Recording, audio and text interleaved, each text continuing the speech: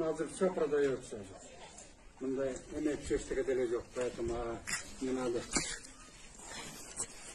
Nasıl? Keşke emek dayında aytıp emek bana keşke al cepletim diyekten.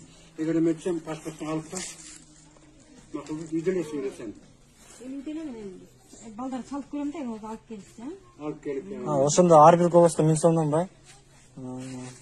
Onu 5000 som alıp kalbaysınlar. Ben de. Hükümet ayaysınlar, partiyana ayaysınlar. Sizler emme kılgan joksuzlar. Alar korrupsiya kılsa kalsınlar. Sizler karapayım adamlar nabırık. Биз алып атпайбызбы ошончу? Ya. Биз алып аткан болуп калып атпайлы? Соучастник. Так что что? Хорошо?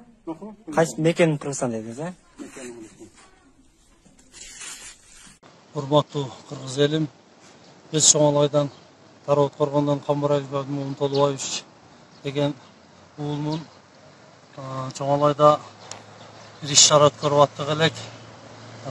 Охота департаменттин инспекторлору мыйзамсыз жумуштарды кылып, аңчылыкка чыгып, элдерди зордуктап, меркенчилерди кийик атып бересиң деп бүт кыйноого алып, мыйзамсыз иштерди жасап аткандыгына байланыштуу. Sen bir balakın, şuradakın yok anam bolbay kalın demeyim balakmak. O yakta mı bu olsun? Kaytan çıkayım onu. İlgi olgan bana balakta.